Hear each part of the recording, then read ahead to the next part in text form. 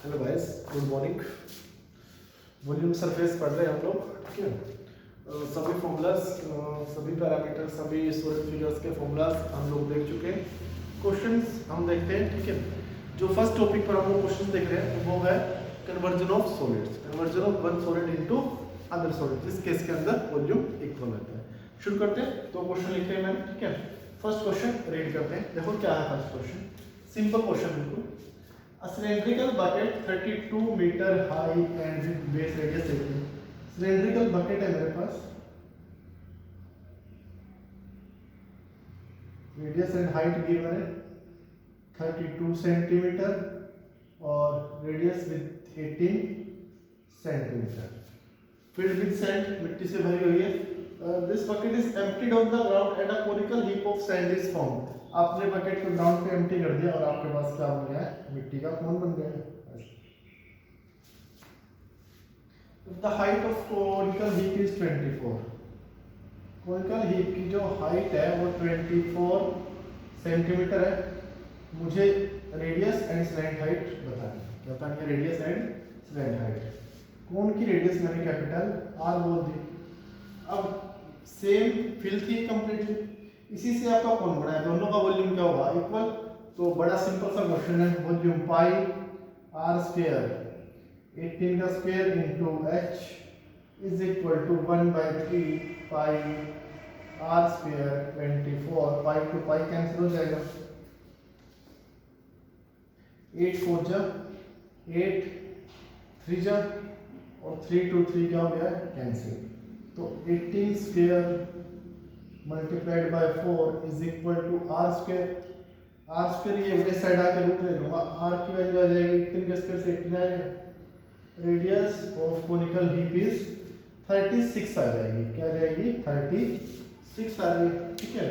Pythagoras लगा लो, slant height आ जाएगी। क्या आ जाएगी? स्लैंट हाइट आपके पास आ जाएगी। तो यार ये बिल्कुल सिंपल क्वेश्चन था। आपको फर्स्ट एक्सरसाइज कर लेनी है, ठीक है। आर डी शर्मा से, सीबीएसई पढ़ रहे हैं हम लोग, कुछ ज्यादा आगे नहीं बढ़े हैं। नेक्स्ट क्वेश्चन इंपॉर्टेंट क्वेश्चन है, इसका कंसेप्ट समझना है आपको।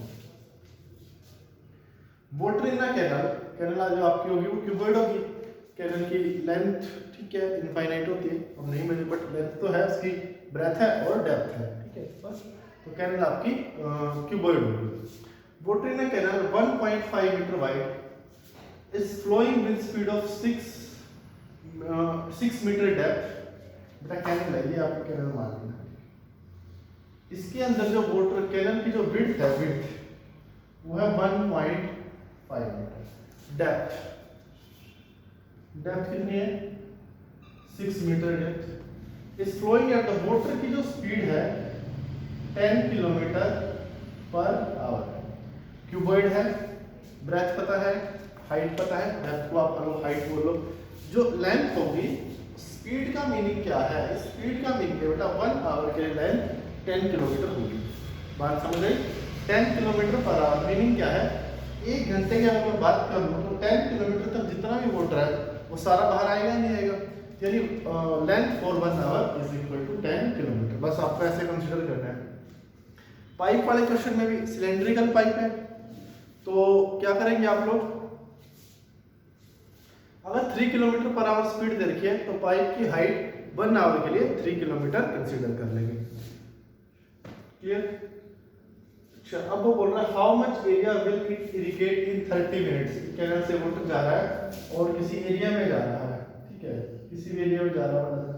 कितना एरिया इरिगेट, कितने एरिया में सिंचाई कर देगा? If 8 centimetre of standing water is required. 8 centimetre of standing water is required. अब सुनो, 30 मिनट्स में कैंडल से निकलने वाला वाटर तो फिक्स होगा, वही एरिया में जाएगा। वही किस में जाएगा? एरिया में जाएगा, खेत फील्ड में जाएगा। अब वो अगर ज़्यादा फील्ड में जाएगा, सेम वाटर निकलेगा, फिक्स है वाटर। अगर वो ज़्यादा फील्ड में जाए तो उसकी हाइट कम होगी। अगर वो कम एरिया में फैलाए हम उस वाटर को तो उसकी हाइट क्या होगी? ज़्यादा। अब वो बोल रहा है हाइट कितनी होनी चाहिए? 8 सेंटीमीटर। चलिए, सबसे पहले लेंथ हो जाएगी 5 किलोमीटर फॉर 30 मिनट्स। क्लियर? तो volume of water flows out in 30 minute. Volume of water flows out in 30 minute. Cuboid length 5000 metre multiplied by 1.5 multiplied by okay 95,000 by 90 1.569 आएगा मीटर क्यूब। वाटर बाहर आएगा किससे? Canal से 30 minute से। कितना area indicate करेगा और हाइट 8 सेंटीमीटर चाहिए, तो area multiply height is equal to volume of water होगा। तो एरिया मुझे फाइंड करना है, हाइट 8 सेंटीमीटर 8 बाय 100 हो जाएगी metre is equal to volume 5000 multiplied by 9। कर लोगे सोल्व? ठीक है, बड़े आराम से सोल्व कर लेंगे। 8 6 जा 2 8 2 जा 8 5। Area is equal to 625 multiplied by 900 metre square area वो इरिगेट करते हैं। आगे समझ में कोई डाउट? 30 मिनट। अच्छा 8 सेंटीमीटर चाहिए ना, इसलिए हाइट 8 ली है, और आपको 10 सेंटीमीटर चाहिए तो कम एरिया इरिगेट करेगी, वाटर की हाइट बढ़ेगी तो एरिया कम। क्लियर दोनों क्वेश्चन? नेक्स्ट क्वेश्चन देखो, ये क्वेश्चन इंपॉर्टेंट है काफी। हाँ जी नेक्स्ट क्वेश्चन।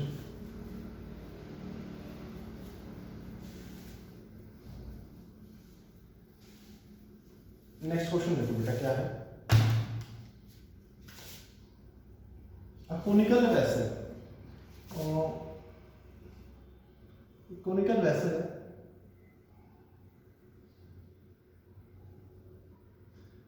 रेडियस 6 है, हाइट 8 है। Conical vessel of radius 6 centimetre. Units का कोई दिक्कत नहीं है, जो आप सभी को सेम कर लें फिर सोल्व करें। सेम नहीं है तो आपको कन्वर्जन आता ही है। 6 centimetre and 8 centimetre is filled with water, water के साथ कंप्लीटली फिल्ड है। A sphere is inscribed in it, sphere डाला गया इसके अंदर, is such that size of sphere is such that sphere is just immersed in water, sphere is just immersed in water। ठीक है, ऐसा नहीं हुआ, सुनो बेटा ध्यान से, कि sphere इसके अंदर डाला और sphere यहाँ जाके, sphere is just immersed, sphere just immersed है। जस्ट इमर्ज का मीनिंग क्या है? वाटर के लेवल के साथ स्फीयर का सरफेस बिल्कुल मैच कर रहा है, बिल्कुल कंप्लीटली, बस जस्ट इमर्ज ही हुआ है। ठीक है, ना नीचे गया ऊपर तो है, बाहर भी नहीं है, तो यहाँ पर टच कर गया, नहीं तो नीचे चला जाता अगर यहाँ टच ना करे। समझ गए बात को? What fraction of water flows out? Question is what fraction of water flows out from conical tank। conical tank से कितने फ्रैक्शन टोटल बाहर आ जाएंगे? आउट ऑफ 1, जितना भी है टोटल 1 से कितना बाहर आ जाएगा। ठीक है, शुरू करते हैं। Total volume of water in cone 1/3 pi are square यानी 36 into H12 96 pi centimetre cube water था इसके अंदर। ओके, सेंटीमीटर तो क्या लेनी, मीटर लेते, चलो कोई दिक्कत नहीं, डजंट मैटर। जब आपने कोन इमर्स किया है इसके अंदर डाला तो वाटर बाहर कितना गया होगा? जितना कोन का सॉरी स्फीयर का जितना वॉल्यूम है उतना वाटर बाहर चला गया, कोई डाउट नहीं इस बात में। ओके, तो देखो क्या हुआ होगा। बेसिकली मुझे स्फीयर की रेडियस फाइंड करनी है। क्या फाइंड करनी है? स्फीयर की रेडियस फाइंड करनी है। ये 6 है, ये 8 है, ये वाली साइड कितनी हो जाएगी? 10 हो जाएगी। क्या हो जाएगी? 10 हो जाएगी। यहाँ पर कहीं पर सेंटर है बस फिर। अगर मैं रेडियस फाइंड कर लूँ, क्या फाइंड कर लूँ? रेडियस। अच्छा, ये जस्ट इमर्ज है, जस्ट इमर्ज का मीनिंग ये सरफेस बिल्कुल मैच कर रहा है, यहाँ पे टच किया है सर्कल। ठीक है, अब सुनो ध्यान से, ये 6 है, ये 8 है, ये 10 है। इस एंगल को थीटा बोल दिया, इस एंगल को क्या बोल दिया भाई? थीटा बोल दिया। साइन थीटा बताओ, जो भी आपको दिख रहा है, कोई भी ट्रिग्नोमेट्री फंक्शन निकाल लो। साइन थीटा, ये 90 बेस परपेंडिकुलर, 6/10 आ रहा है, 3/5 आ गया। ओके, अब सुनो, ये रेडियस है, ये टेंजेंट होगा, ये एंगल 90 होगा। This one is radius of sphere, radius बोल दिया।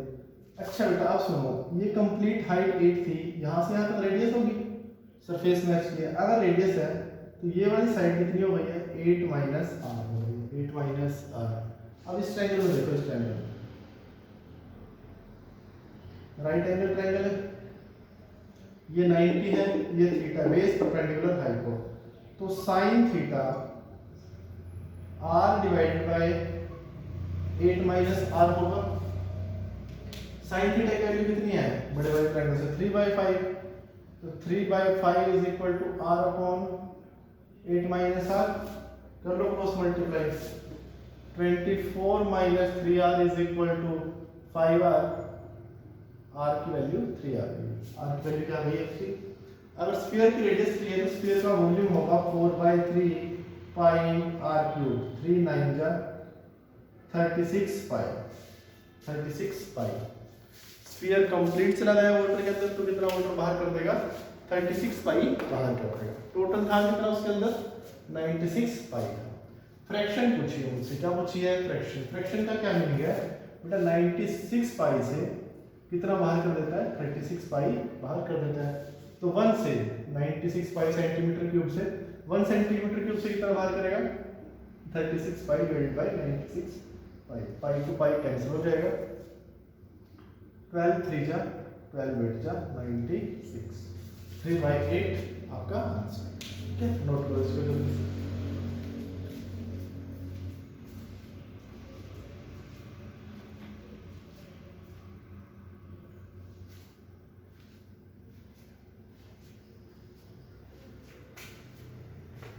आगे बढ़ते हैं, नेक्स्ट क्वेश्चन देखिए।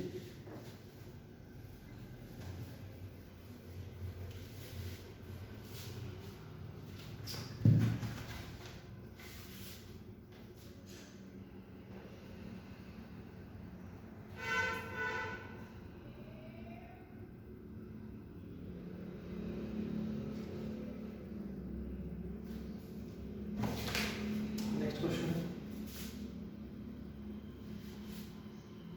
Right angle triangle. 3 क्वेश्चन पर ध्यान से देखेंगे। Right angle triangle having sides 3 4 5, having sides 3 4 5 is revolved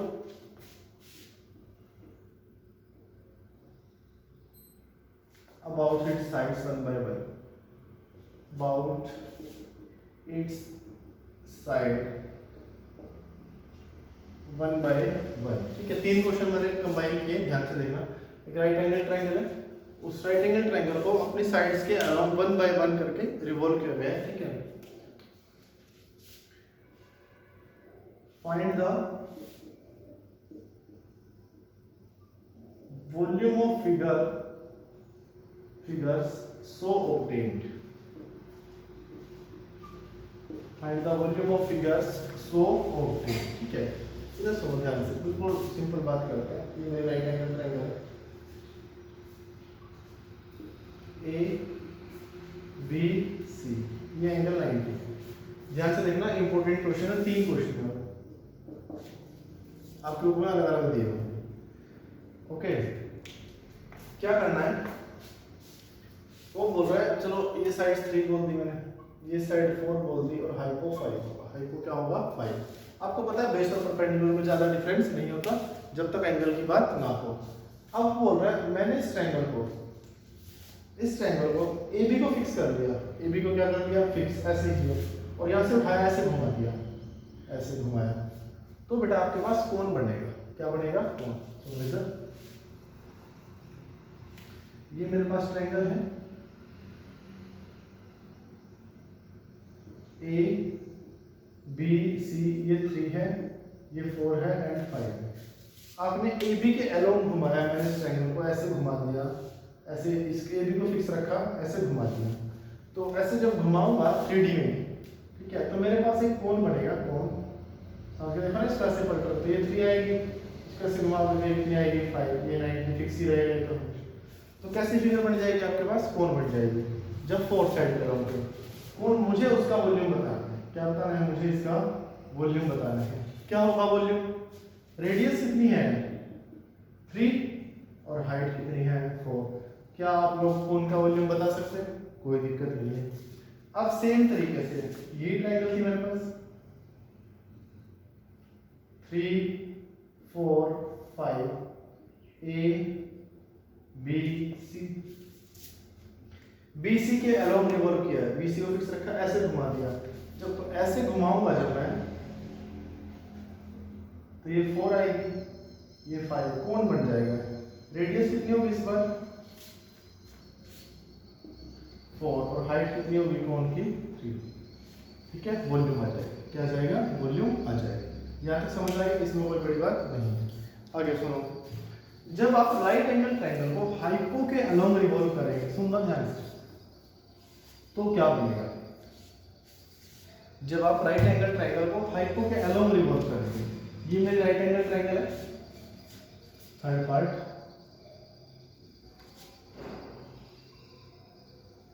right angle triangle, ये एंगल 90 है इस पर।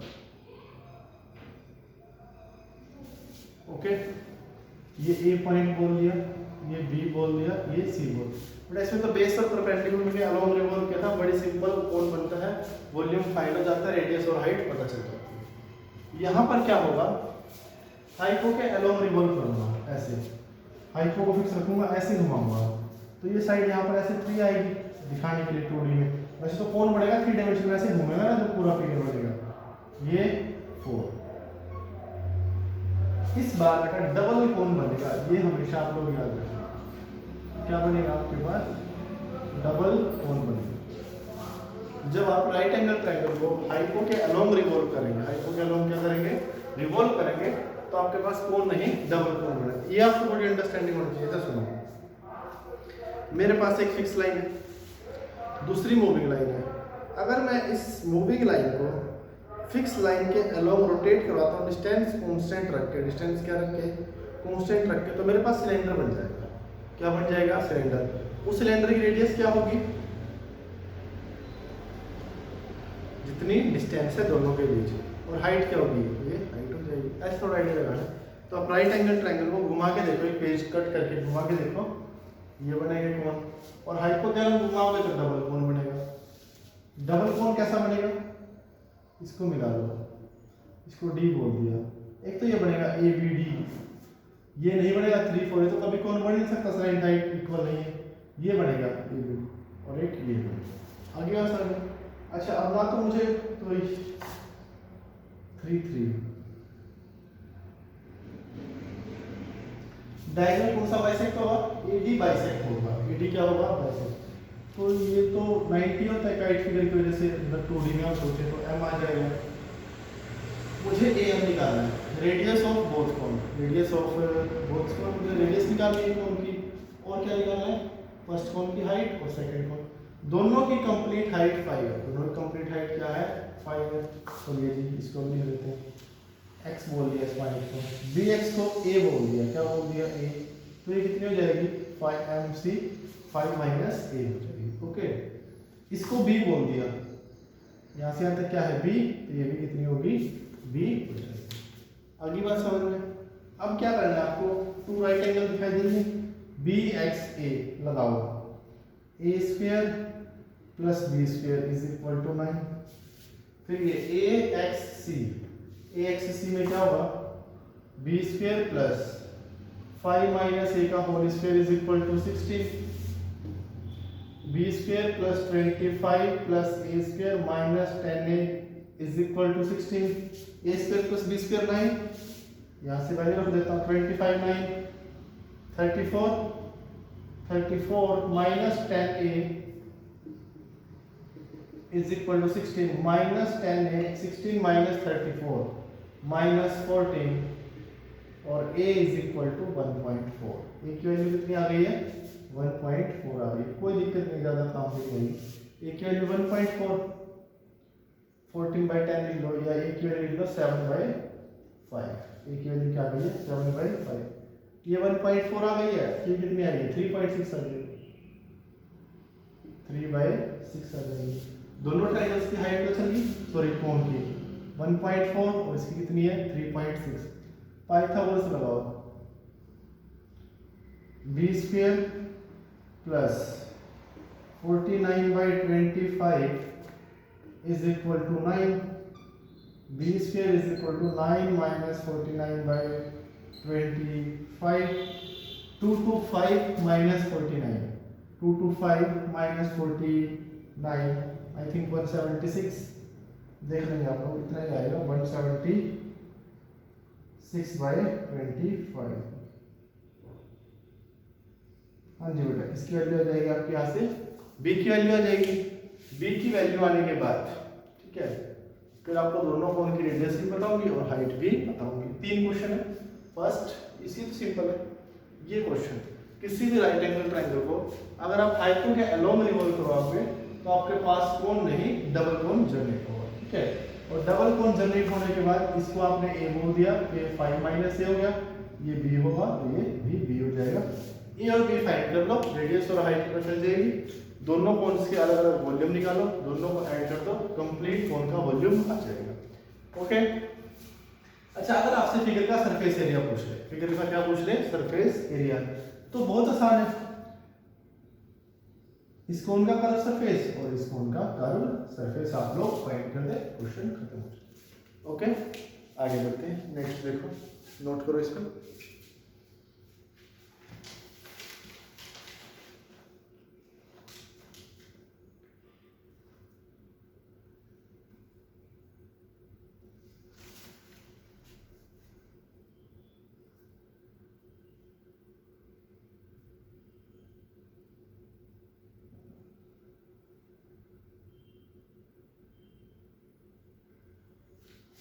नेक्स्ट क्वेश्चन लिखो।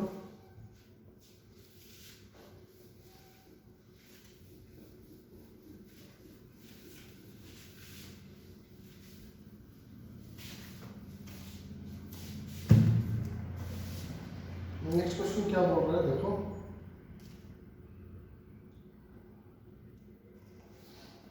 A farmer runs a pipe of internal diameter 20, मैं डिटेक्ट करवा देता हूँ, क्वेश्चन लिख नहीं रहा। A farmer क्या बोल रहा है देखो, सुनो जरा। Runs a pipe of internal diameter 20 from a canal into a cylindrical tank in his field, क्या हो रहा है, ये कैनल है आपकी और उसकी फार्मर के फील्ड में एक सिलेंड्रिकल टैंक है।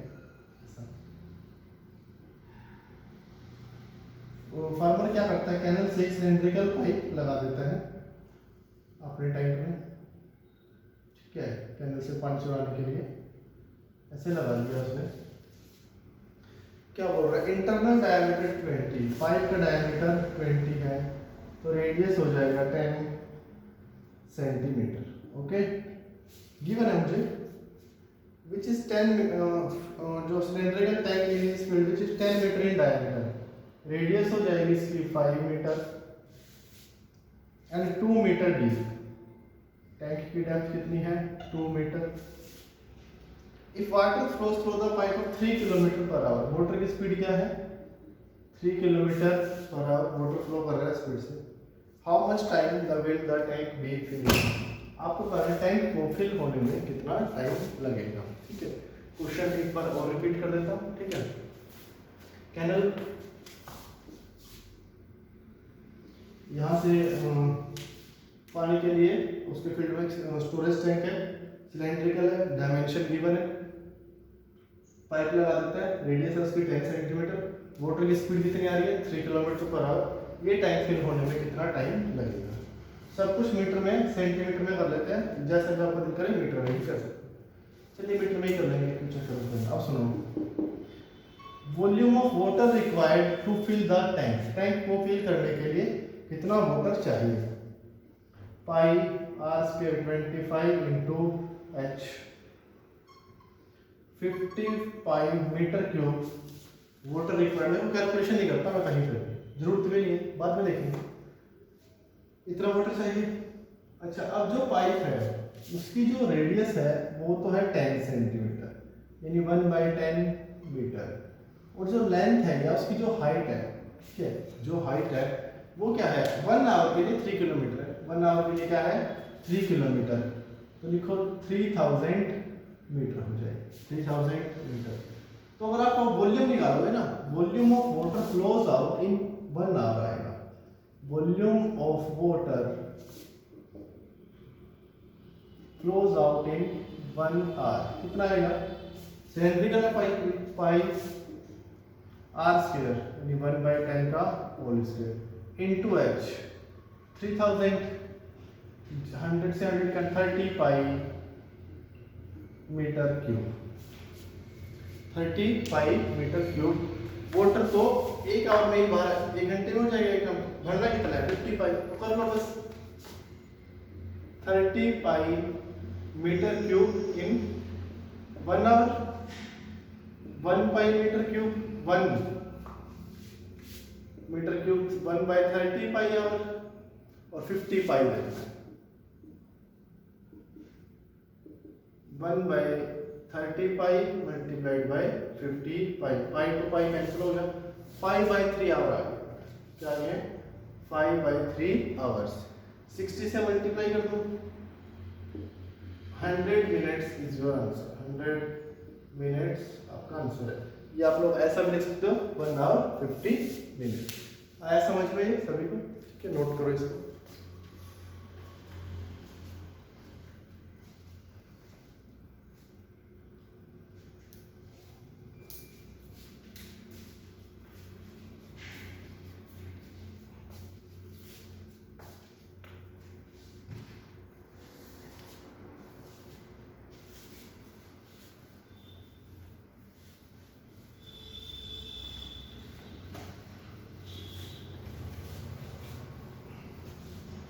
हाँ जी, नेक्स्ट क्वेश्चन है। इस बार एनटीएससी में पूछा गया आप लोगों से, ठीक है, ध्यान से समझेंगे, ध्यान से। अब आप लोग 16.1 जो आपकी फर्स्ट एक्सरसाइज है वो बड़े आराम से आर डी शर्मा से कंप्लीट कर सकते हैं, ठीक है, कोई दिक्कत नहीं होगी उसमें। आप लोगों को बड़े आराम से कंप्लीट करें, उसके डाउट्स पूछें, फिर हम आगे बढ़ेंगे कॉम्बिनेशन ऑफ सॉलिड फिगर्स, फिर कुछ फर्स्ट टर्म के क्वेश्चन देखेंगे, फिर रेजोनेंस पर चलेंगे, फिर कुछ एक्स्ट्रा शीट्स होंगी। अब अभी तो काफी लेंथी चैप्टर है, थर्ड ही तो लेक्चर है, ठीक है। चलो मैं एक अच्छा क्वेश्चन लिखता हूँ, बहुत टाइम हो गया हमें इजी क्वेश्चन करते हो, ठीक है, थोड़ा अच्छा क्वेश्चन लिखते हैं। क्या क्वेश्चन है, कहानी सुनो। ब्लैकस्मिथ है, sheet of rectangular sheet of iron, क्या है उसके पास, रेक्टेंगुलर शीट ऑफ आयरन। अगर बेटा आपके पास कोई भी रेक्टेंगुलर शीट है, सॉरी अगर आपके पास क्या है, कोई भी रेक्टेंगुलर शीट है, एक सेकंड में चेक कर लेता हूँ कैमरा कहीं मूव ना कर गया।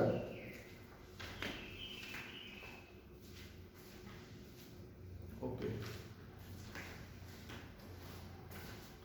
बेटा ये देखो, अगर मेरे पास रेक्टेंगुलर शीट है, मैं इसको दो तरीके से फोल्ड कर सकता हूँ, तो लेंथ के अलोंग और एक ब्रेथ के अलोंग।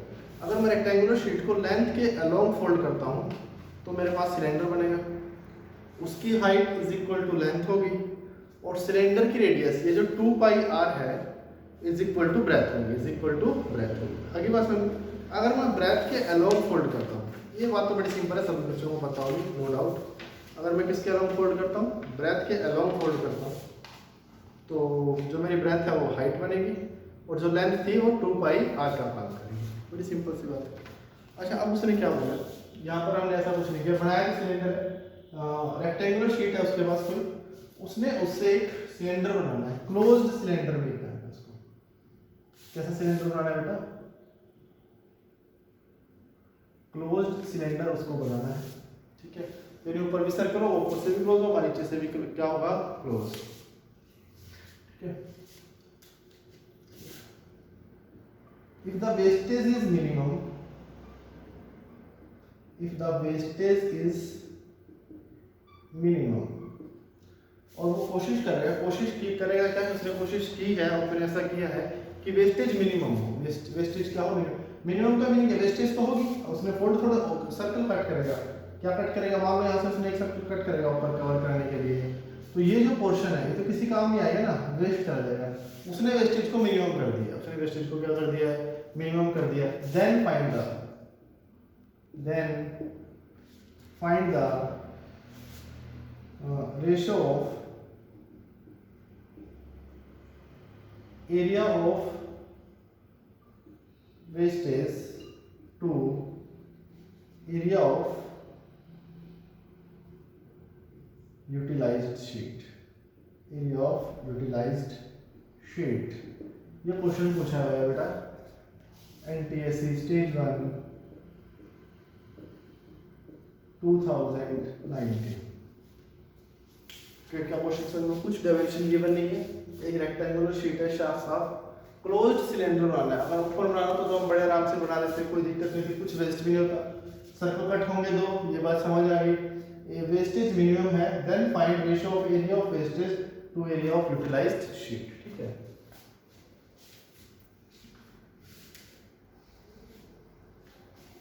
चलिए शुरू करते हैं। बड़ी सिंपल सी बात है, अगर मेरे पास ये शीट है, ऐसे है, रेक्टेंगुलर शीट है, अब दो सर्कल कट करने हैं। अब बीच से कट नहीं करेंगे, कोनों से कट करो, या ऐसे कट कर लो रेगुलर। एक सर्कल यहां से कट किया और एक सर्कल उस साइड से करो। ठीक है, समझे बात को? अब क्या होगा, ये रेक्टेंगुलर शीट बचेगी आपके पास। बेटा ये जो पोर्शन है ये किसी काम के लिए, ये तो वेस्ट जाएंगे मिनिमम। अब अगर आप बीच से कट कर दोगे तो ज्यादा वेस्ट होगा पोर्शन। कंप्लीट सर्कल उसने कट किए, ये पोर्शन तो वेस्ट जाएगा। अब ये बन गई रेक्टेंगुलर शीट, इससे सिलेंडर बनाएगा। क्या पॉसिबिलिटी है, मिनिमम वेस्टेज कब होगी, मिनिमम वेस्टेज कब होगी? अच्छा, अगर मान लो सर्कल की रेडियस r है, सर्कल की रेडियस क्या है r, तो ये r और ये r, ये वाली साइड कितनी हो जाएगी, 2r हो जाएगी, ये भी 2r हो जाएगी, यहाँ से यहाँ तक भी 2r, ये भी 2r हो जाएगी और ये भी 2r। समझ गए ना बात को? r है तो सर्कल आपको पता रेक्टेंगल के अंदर बनेगा नहीं, हमेशा स्क्वायर पोर्शन करेगा, तो 2r हो जाएगा। सॉरी, कोई डाउट नहीं? अच्छा, मिनिमम वेस्टेज कब होगी? अब ये जो सर्कल है इसकी सर्कमफ्रेंस कितनी है, 2πr। क्या है, 2πr। अच्छा, इस शीट को अब क्या मेथड है, इस शीट में से थोड़ा ना वेस्ट करना है, कम से कम इस शीट को फोल्ड करेगा, शीट को क्या करेगा, फोल्ड। तो हाइट तो 2r आएगी सेंटर, ऊपर जो सर्कल आएगा, ऊपर जो क्या आएगा सर्कल, इसमें फोल्ड होगा। तो ये लेंथ अगर r रेडियस है तो ये वाली लेंथ क्या होनी चाहिए, 2πr होनी चाहिए, नहीं तो उसने जो सर्कल बनाया वो वेस्ट ही हो जाएगा। ये आपका क्वेश्चन है, ये 2π। अब क्या निकालना है, area of wastage to area of utilisation. Total area क्या है, total area of rectangular sheet है, लेंथ मल्टीप्लाई ब्रेड्थ। लेंथ कितनी है, 2πr plus 4r multiplied by breadth कितनी है, 2। टोटल एरिया है। यूटिलाइज्ड एरिया, यूटिलाइज्ड एरिया, अरे टोटल एरिया समझ में आ गया रेक्टेंगुलर शीट का, length multiply breadth. Utilised area, दो सर्कल यूज हुए हैं, 2πr² प्लस साथ में ये यहां से यहां तक की रेक्टेंगल यूज हुई है, इसका कितना होगा, 2πr मल्टीप्लाई 2।